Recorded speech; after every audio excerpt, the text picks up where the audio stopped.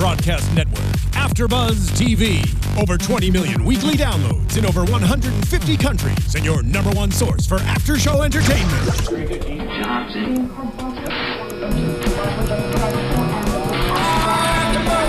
AFTERBUZZ TV, the destination for TV superfans. Producing after shows for over 300 of your favorite TV shows. Interviewing celebrities and showrunners. And bringing you behind-the-scenes exclusives. All thanks to E! Entertainment's Maria Menounos, producer Kevin Undergaro, and internet leader Akamai.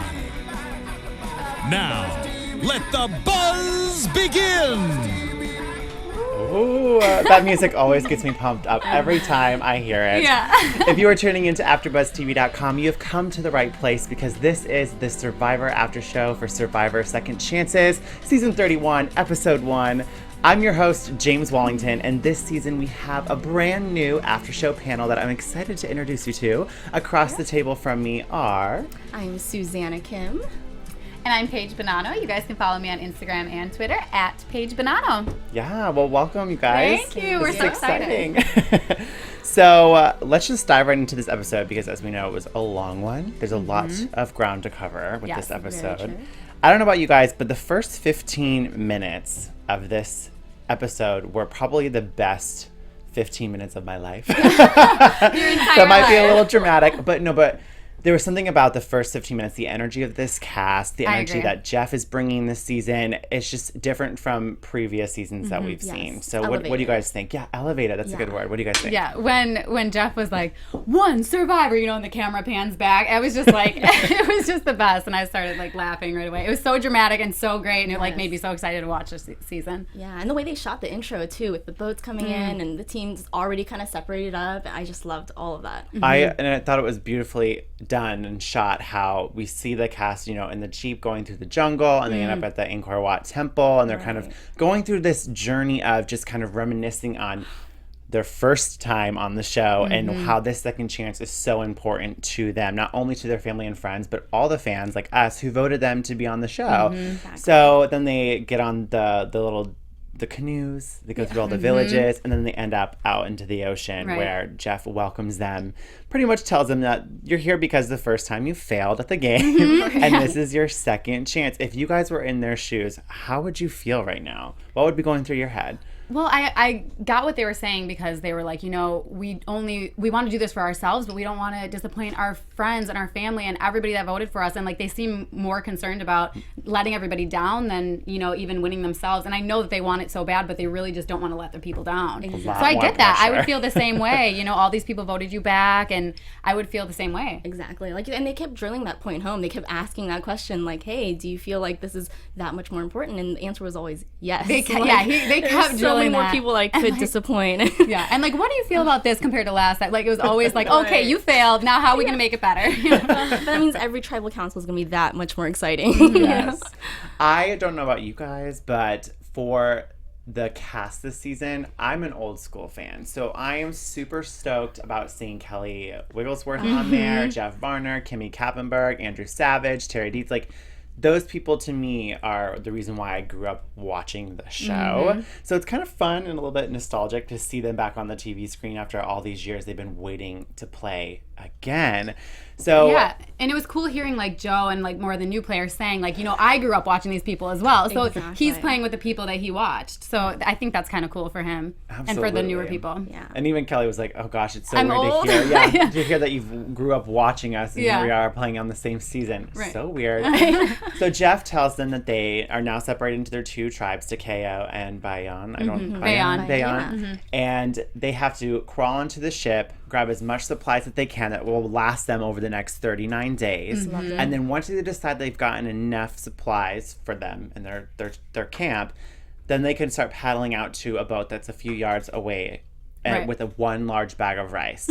So that the intensity is definitely there because you're thinking, okay, I have to get as many supplies as I can, but at the same time there's this large bag of rice, and rice is going to be probably huge in our survival. What did you guys think in those moments? And they couldn't head out to get the rice before they got their stuff, right? Okay. Yeah, it was just funny because, Spencer's grabbing chickens, they're flying everywhere. And it was good. I mean, I feel like, we had both the two teams, and then they start swimming. One of the teams starts swimming up right away, and the other team, it took them a long time to start swimming to the right. And I was like, why isn't someone just swim to it? Yeah. You know, because they're going on their raft forever, and I'm like, just swim up to it. But I mean, it worked out for him anyways. Yeah. What I loved about it was when they shot it, it kind of felt like you were in all the action, because you see at one point Jeff almost got hit by, you know, something falling over his head, and he's like, oh, hold on, and he needs to step back. And so it really felt like you were there in the action for this. I definitely loved it too when they started paddling their final stretch to that large bag of rice. You know, Kelly Wigglesworth just jumps right in the water, starts, you know, paddling her way there, and then all of a sudden Joe jumps in and like, oh gosh, this is even getting more intense. And then Woo's like, I'm gonna go in there,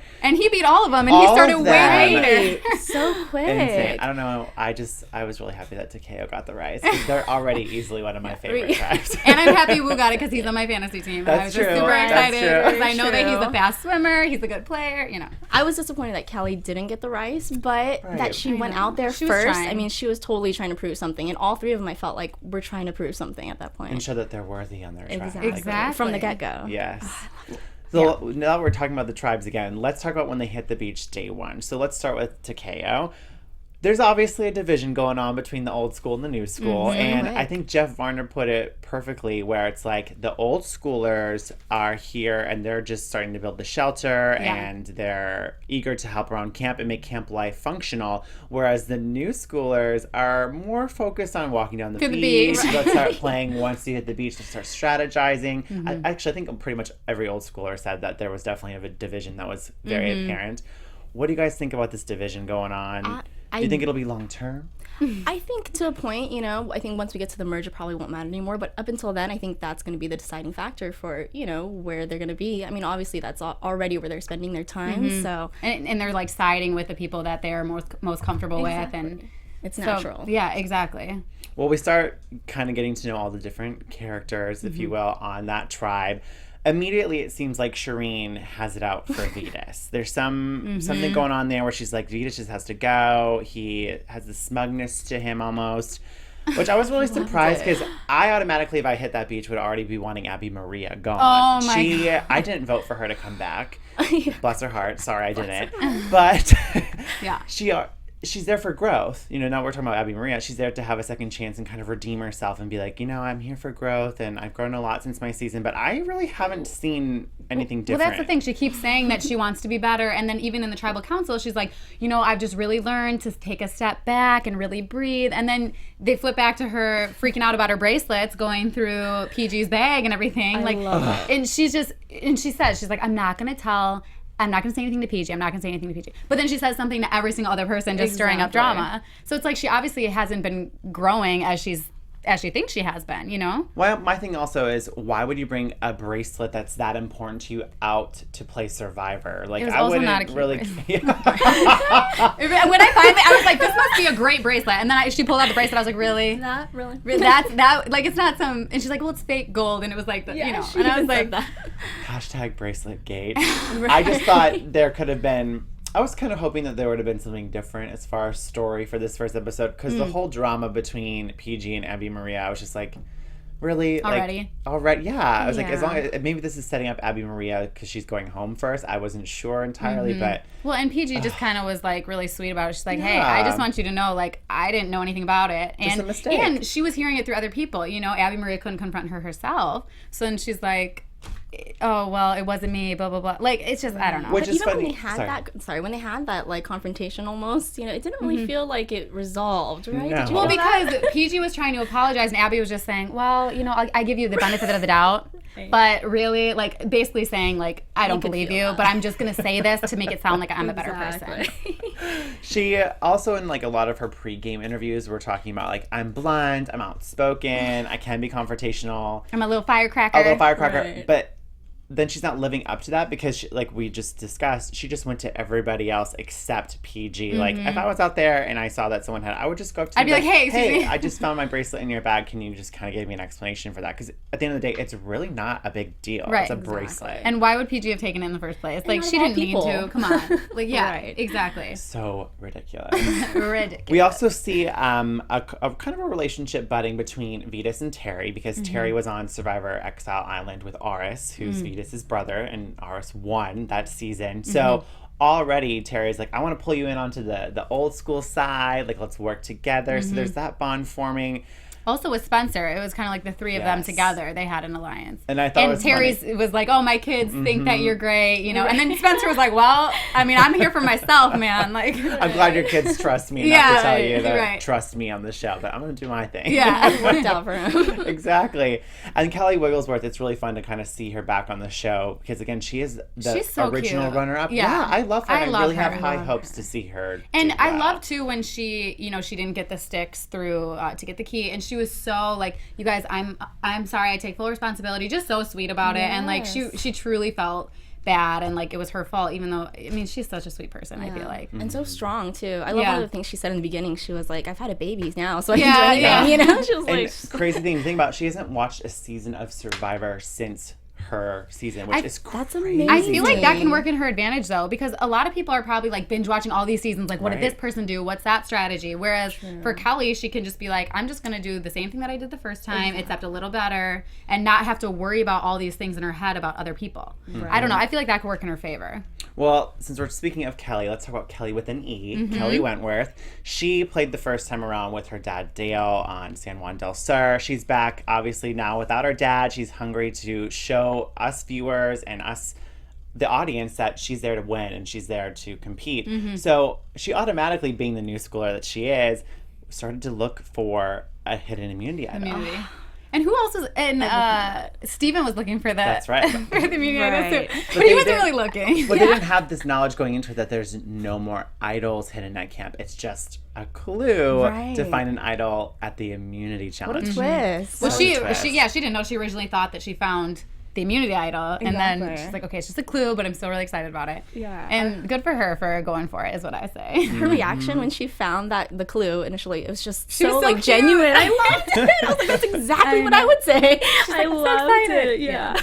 Is there anything else on the Takeo tribe that maybe sticks out to you guys that you does it really stuck out to you? Go ahead. I mean, I was just surprised that there was going to be such... I honestly didn't see that division happening, you know, as far as, like, old school, new school. Of course, I'm sort of a new school fan, because that's kind of what got me back into the show and, you know, all the challenges and stuff. So I love that, but... I don't know. I just didn't see that coming, so I'm excited to see what happens with that. Me too, especially if that division prolongs throughout the season. It'll just kind of be this one-time thing, but I can definitely see it being a reoccurring issue, if it's even an issue. Well, I feel like they're just kind of blowing it out of proportion a little bit right now, you know, but I don't think it'll be that big of a deal as we go on. Whereas on the Bayon, I still don't know how to pronounce it. That tribe seems to be really cohesive. Once they hit the beach, they're all like sitting down and braiding palm fronds together. Well, we see Jeremy and Keith, who were on San Juan del Sur together, automatically go off and start discussing, like, you know, let bygones be bygones, like, let's really play this game together. And so they already start to think about people on their tribe and who they would want to work with moving forward. They definitely mentioned Joe. They mentioned Savage. They mentioned Tasha.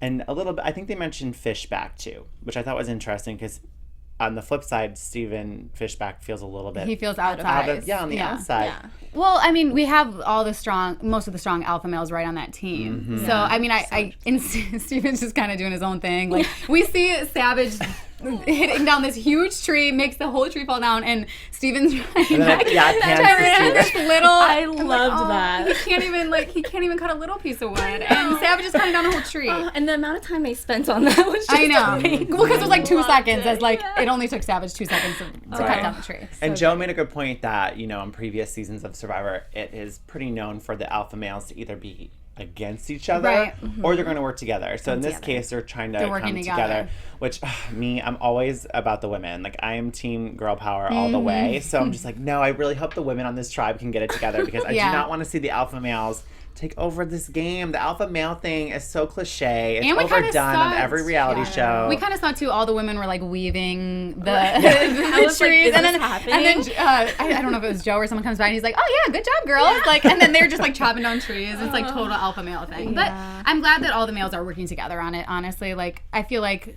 they can get really far if they really help each other out. Mm-hmm. What do you think of the women on that tribe? Because we don't really see a lot of strategy talk from the women, more so just the men, where I feel like there's a lot of potential and growth for these women to do well on that tribe. Like Sierra, for instance, she is a gamer, and I loved what she was able to do on Blood versus Water, and she was definitely a top contender to win that season. So I just want them to do well. Yeah. Well, it seems like, I mean, like I was saying about the guys too, like this tribe seems to, they're more cohesive and they get along better, it seems like, than the other tribe. And like all the girls seem to get along so far. Like once they started Fire, everybody's so excited. Like they're all helping each other out. I feel like they really get along, and I think that the girls will do a good job on that tribe. Right. And I think the girls on that tribe too, like Tasha and Sierra, will both try to make better decisions from, you know, their seasons past. So I think they're kind of just trying to get along for now, and then feel the waters, and then maybe jump into sort of their scheming and, you know, I love Tasha's intro about like going to church and praying for her sins. Yeah, I was gonna say Tasha's gonna be really interesting to watch this season, because I've read a lot of interviews, and you know, knowing Tasha from her original season, she played it pretty safe, was the nice one, everyone loved her. Whereas now that she's playing Survivor Cambodia, she's like, when I went back to my home, I wanted to be a good Christian, but then when I went back, everyone's like, what are you doing, girl? Like, get in there. And she's like, all right, well, I'll pray for my sins later. Exactly. So just definitely like looking forward to seeing what Tasha's able to do that's new and improved. What you can bring to the table with that new like demeanor and attitude. Absolutely. Exactly. I'm also a huge fan of Kimmy, only because Survivor Australia Now Back was the first season that I started to watch and became a huge fan of. So to see her, as well as Jeff Varner, that kind of rivalry that happened on season 2, be on this season together, I'm obsessed with. Kimmy, I'm excited to see do well. I think she's kind of right now like an underdog that people aren't really thinking are going to do well. So it'll be interesting to see how she does. Whereas Cass, complete polar opposite. So Chaos Cass, everyone already knows she's kind of a villain. She's not afraid to cause a little bit of chaos around camp. Exactly. So what do you guys think Cass's chances are at this point? I think it's sort of slim, to be totally honest. But I mean, I think she even has that feeling, you know. It kind of seemed like she was coming off as, you know, I'm here to have fun and, you know, see what I can do. And she wants to mix it up. So, you know, she's playing her cards the way she wants to. And who knows? So. Maybe she is so much of the underdog that she's going to surprise us. Who knows? I mean, sometimes the villains make it to the end and they praise them, you know. Right? So you never know. That is true. That's a really good point. Whereas Steven, going back to him, I'm a little disappointed. I'll say that. Only because I'm excited that he's back. I was a fan of him on Survivor Tocantins. But already when he's like, I feel like I did on my first season, I'm kind of isolated. I don't really feel involved with the group. I'm just thinking, this is your second chance. Like, wouldn't you think to just put yourself in the situation? Like, go cut down a tree with somebody. Like, go do it with them. Don't just sit on a log and be like, I feel like I'm the odd man out right now. Because like, then you're making yourself the odd man out. Like, just get in there, get into the trouble, and go get started with it. Because otherwise, people see you that way if you're going to act like that. Whose fault is that? That's why I'm a little worried for him and his longevity in the game. Because I don't know if he continues to have this mentality where it's like, I'm an odd man out.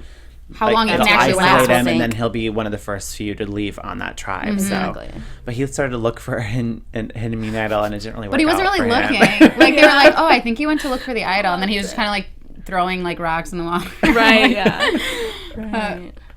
So good. Well, then back on the Takeo tribe, we see Jeff and PG in the ocean talking once again about this division. But instead of the new school versus old school, it was just the shelter people and the beach people. Yeah. And he's like, I don't know what I am. I've done both. Yeah. He is so His funny. attitude is just hilarious so far. Love it. He lightens everything up. Yeah. And that one confessional when he was sitting there and talking about like, you know, Shireen's on this train and she's the conductor and she's going a million miles an hour. I'm just like, I'm just glad to be on it. And then he's like, oh, what just bit my ass? And then he's talking about how people go through a midlife crisis, right? He's doing a midlife quest. Yeah, he's like, this is my quest. You know, some people cheat on their wives, some people buy a Corvette. I'm just going on Survivor. I was laughing so hard. He's definitely, that just is what makes him so endearing and likable to an audience. Is like, I love Jeff Varner, and I've been a huge fan of his since the Outback. So right. Well, he's just got a good attitude. I mean, he's just along for the ride. He wants to just have a good time. He obviously wants to win $1 million, but you know, he's there to have fun, and he's there to make friends and not take it too seriously. And you can just feel from him every time he's on the screen how badly he wants to be there. Even going back to the first boat when Jeff was like, you know, Varner, you've been waiting for years to play this, and he was getting a little choked up in his throat, and like, yeah, butterflies. I can only imagine after all of those years finally being back in the game. And all that might work for him, you know, playing the whole how badly he wants it, plus, you know, him sort of being a little naive to everything. You know, I think that's going to work for him. People are going to see him as a threat so much. So they might just carry him along. On the beach that thing too, like, I don't know where my head is. I don't know where I'm supposed to look. I don't know what I'm supposed to do. And he was saying that with Shireen and Spencer as they were walking. I picked up on so many cues the last couple days. Right. And he might be playing that, you know. Yeah. I love it. So let's talk about the immunity challenge. Okay. We have the Quest for Fire, which was so fun to watch because it brought us back to season 1. The Survivor very first Borneo. episode. First challenge on that season, and of course Kelly Wigglesworth having to live through that moment again. She lost that challenge the first time she played the show. But what I was excited most to see about this immunity challenge was how that hidden immunity idol was going to come into play. Like, was Kelly going to be able to go for it? So the whole entire time they're like lighting all the torches along. And I'm just like thinking, okay, just cut to Kelly already, because I just want to see how this is going to play out. Like, it's either going to help her or someone's going to catch her. Right. So, what did you guys think about those moments? Well, when she first went by it, I originally was like, how is she going to get back? You know, like, there's no way she's going to be able to grab it now. But, I mean, she snuck back there without anybody seeing her. Not one person turned their head. So I'm happy that she got it. Because otherwise, I feel like she would have regretted that for the rest of the entire thing. So when she first passed by it, I didn't think she was going to go back for it. And then the whole time, it kind of seemed like Vetus was just standing there watching her. I was like, but it was funny because she around? They kept panning to her, like looking over. And it worked to her favor because the other tribe hadn't even come to the beach really yet. So her just looking over her shoulder looked like she was just maybe checking the progress of the the tribe and seeing where they were at. So I can't believe nobody saw her. What do you think? Her ninja moves. Yeah, I don't know. I loved it. So good. I loved it. The twist of just the hidden immunity idols being in the challenge is brilliant. Whatever producer came up with that idea, great work, because it's something completely different. Yes. And because it is second chance, these, contestants, they're going to do anything that they can to get it. Always shuffle it up. And that's so true, because she was already on the beach looking for an idol. So they're like, hey, let's make this a little harder for these people. And so it totally makes sense that they would do that. Let's just add another challenge for them. You know? What you thought originally is no longer. It's a completely different field. Going back to that challenge was really rooting for Takeo, because I was like, this would be such a great redemption moment for Kelly Wigglesworth. She lost the first time. It just didn't seem like her pole was as sturdy as Joe's was. I know. So it's just like, I was on the edge of my And she had seat. a lot of time before that, too, before they even got to the island. You know, she had a lot more time to get it, and she just couldn't make it strong enough, I guess. Well, because Keith was trying to light those things, and he couldn't light them. I know. I felt bad. I was like, why didn't someone else grab the torch? I was kind of surprised that he was, having trouble with that. And his flame went out. I know. He kind of dipped it in the water a little bit. He took both of his hands off. You have to have both your hands. You have to have a hand on at all times. And he took both of his hands off. I saw it, and I was like, ding, ding, ding, ding. Yeah. So. Yeah, but I don't know. I love the redemption at the end. I mean, not redemption, but her trying to get it, and then even I think it was Spencer that took over, and even he couldn't get it. So I guess I wonder if for every challenge, like, you think every challenge is going to be one from a previous season. I can only imagine. I think just to bring them back to their roots, right? Or maybe they make it a little different. Like on the first challenge in the first season, they didn't have the stick thing to put through the keyhole. Maybe it'll be a challenge from everyone's different seasons where it like gives them a chance of redemption. Right, exactly. So it'll be interesting to see moving forward the different challenges. What challenges, that they've come up with. Just something that crossed my mind since you were talking about the hidden immunity idol. So Kelly had known because of the clue that the idol was in the stand. Yeah. Do you think that there was a hidden immunity idol on Bayonne's side, but no one knew that there was an idol there because no one had found the clue? Can you imagine if you were on that tribe and when you put the raft down, something fell out of the stand? Like, what would you do? Like, I don't know. I was just thinking, as a fan, that's something that I would just going through my mind right now. Like, I wonder if there was a hidden idol there for them to retrieve, or do you have to find the clue first? Sure. I don't know. Sorry, that just came across my mind. Yeah, but they wouldn't know. I mean, either way. I don't know. I know. I'm sure there was. I'm sure there was. But that would be crazy though if that happened and just fell out and mixed everything up. Yeah, but I'm sure they had one. So before we move on to Tribal Council and the rest of this episode, I just want to remind everyone to subscribe to us on iTunes. And if you're watching live right now, make sure to give this video a thumbs up. And even if you're not watching live right now and you're watching this days later, press that little thumbs up because I know you see it, and we would just love as many thumbs up as possible that you can give us. Let's talk about the twist after the immunity challenge, because for the first time in Survivor, Jeff was like, you guys are going straight to tribal council. What do you guys think about that? And like, I don't know. I was kind of mixed emotions. What do you guys think? I was a little upset. I mean, I was happy in that, you know, after 31 seasons, they're still surprising us, you know, with all these little twists and turns. But I was a little upset because I love all that scheming and, you know, that last minute scrambling, trying to figure out you know, who I'm going to team up with, who my alliances are. So it was kind of, you know, sad not to have that. Yeah, definitely. I was missing out a little. Do you think like it made a huge difference for who was voted off? That thing is, I don't know, because like you said, that was the one thing that lacked for me was that I wanted this scrambling. I wanted to see the divisions of old school versus new school on the beach talking like, are we going to vote a new school out? Are we going to vote an old school out? What are we going to do? Why? The idea of Vitas going home in my mind still doesn't quite make sense, except that he kind of came off a little bit annoying. Just with his like yoga poses and stuff. Yeah. Like, with his, it wasn't so much the yoga poses. It was just that he happened to be in those very revealing boxers, and it was just really awkward. But like, they were making a bigger deal out of it. You know, he was just trying to do some yoga moves. Like, leave the guy alone. Man, but he pulled those pants down the second he got on the beach. I was like, oh, hi. Oh, okay. Real quick, can we talk about the joga that we had going on? The joga. Oh, God, if I could Hashtag sign joga. up for that, I would be there every day. I loved it at the bottom of the screen. It was like hashtag joga. I was like, it, yeah. And who was saying it? They were like, I think Tasha or something. Or like they were like, I'm trying to do the yoga, but it's just so hard for me to concentrate when you look over and you see Joe, and they like show her turning her head, like looking at Joe's body. Yeah, I think even Kimmy was looking over. Oh yeah, he looks good. I'm definitely just trying to get the pose right, but I'm checking him out. And then Keith was all like, you won't be seeing me doing any yoga on the beach. I get up, I have my cup of coffee, and then I go to work. Like 90% of the population. Yeah, right. Keith is funny. I loved that. But yeah, I would do some yoga. Oh, every day. Every day. Yeah. And I love too how Savage was like, you know, my daughters were watching you and they just thought you were so beautiful. He's perfect. Yeah, he's perfect. I feel you. I feel you, Savage girls. Right there with you. So, yeah, with the tribal council, I was just a little bit bummed because I just would have loved to have seen the scrambling in the last minute, like, what is it going to be? Who's it going to be? Because I really, for a while, thought that Abby Maria was for sure going. It wasn't even a doubt in my mind. I was like, Abby's going home. Like, I did not think that many people were voting for Vitas. Exactly. So the way I look at it, too, because a lot of people equate Abby Maria very similar to Cass. They're just villains right off the bat. Everyone's like, they gotta go.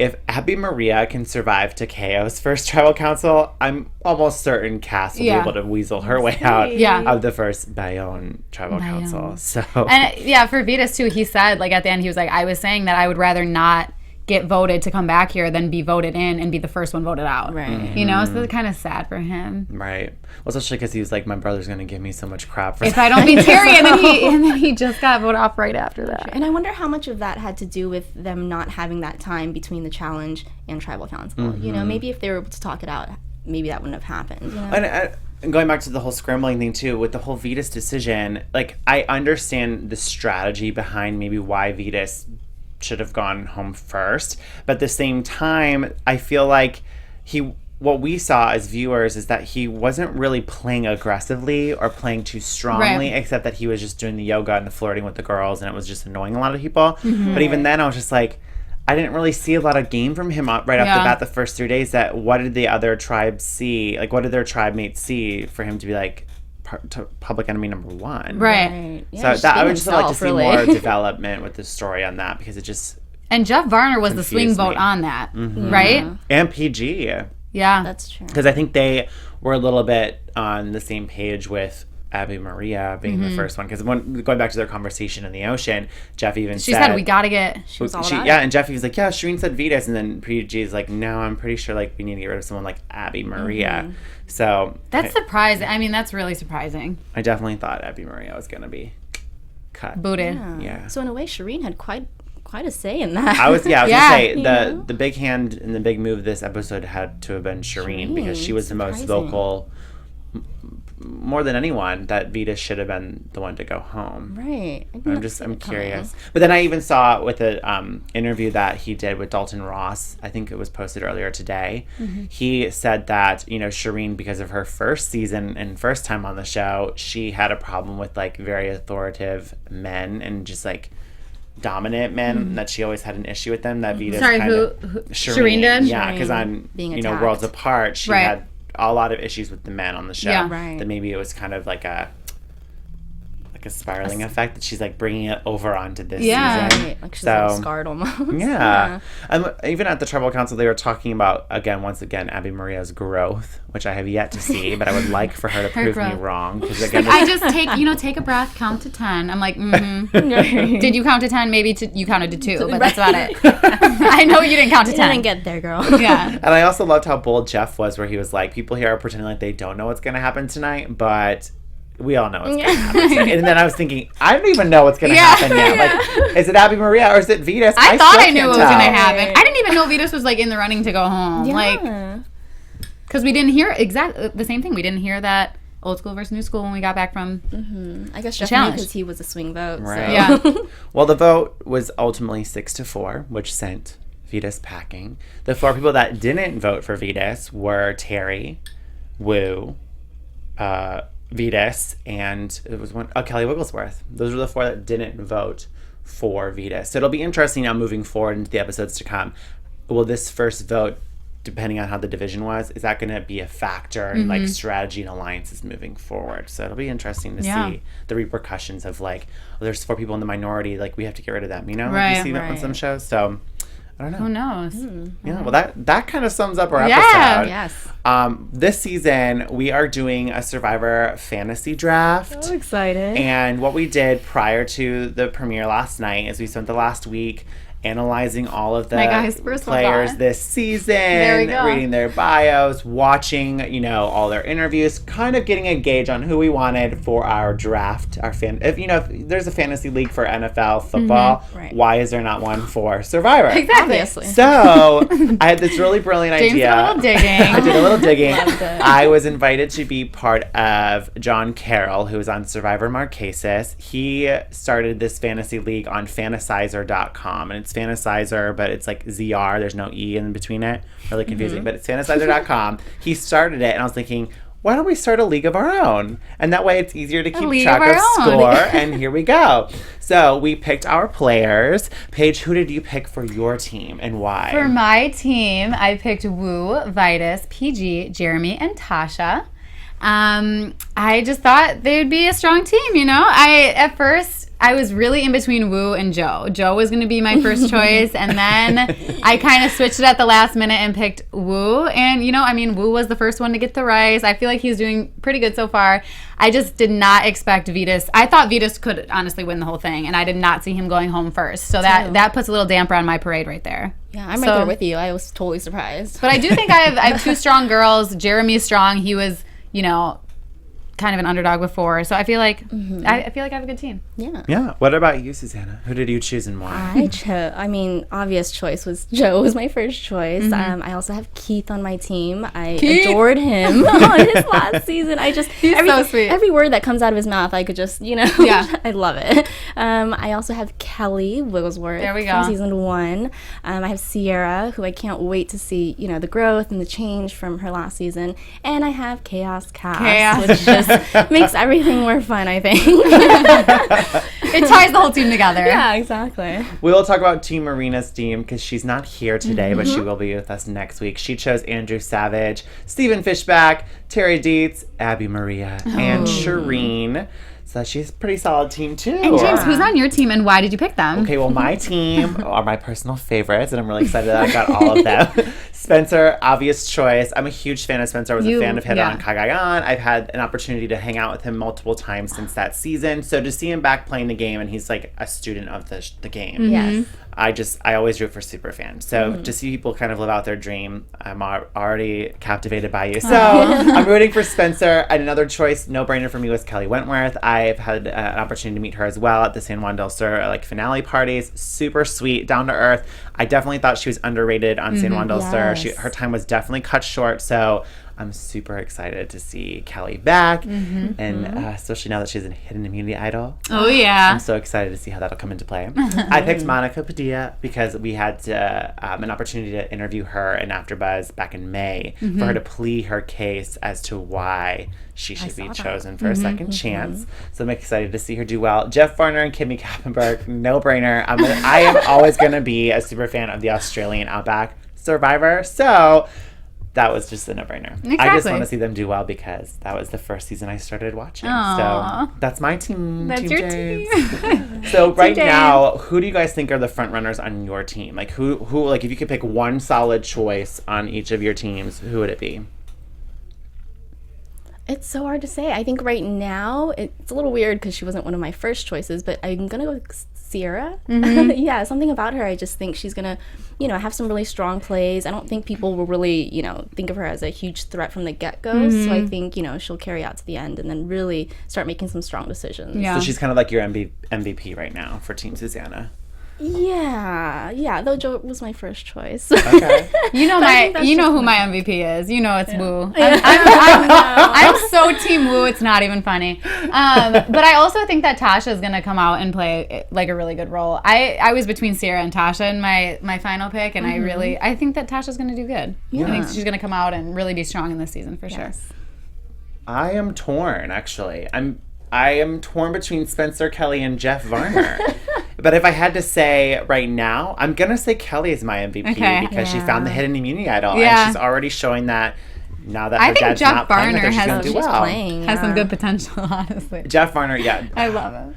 I don't know. This cast in general is just so strong and so good to, like, for me as a viewer, like, I'm excited to see every single one of them. And there's actually more people in this cast that I'm okay with winning for once. Yeah. Past seasons, like, there's, like, a few people you're like, I definitely don't want to see them win. And, of course, they always find a way to make it to the end. You're like, oh, God. Right. But this season, there's just so many people that I genuinely love and am rooting for. So it's going to make it that much more heartbreaking. Yeah, for sure. So I know there's like 36 people watching live right now on YouTube. So hello to all of you guys watching. Thank you. Again, don't forget to subscribe on iTunes. Give us 5 stars. Leave comments. Let us know how you guys want our after show to continue going. Whose team are you on? Also, let's do some predictions. All right. Predictions. Paige, who do you think is going to go home next? Who do I think is going to go home next? Let's see. Well, I was going to say Cass, obviously, right off the bat. But like we were saying before, if like Vetus goes home right away and Abby Maria gets to stay, who knows? Maybe Cass will make it a little farther. I honestly don't know who's going to go home. I was so surprised by Vetus that I honestly can't even say who I think is going to go home. Yeah, I guess because that happened with Vetus, I guess maybe I'm thinking it could be one of those alpha males. One of the stronger guys. Right, yeah, that's what I'm worried now is going to happen. But I don't know. I'm torn between Abby Maria for Takeo, but if Bayon loses, I'm going to say Steven. I'm going to say Fishback. Like you said, he's Fishback out of water. Yeah. So who did you say for Takeo, I said Abby Maria. Oh, yeah. Yeah, I'm ready. I'm just ready to see her go.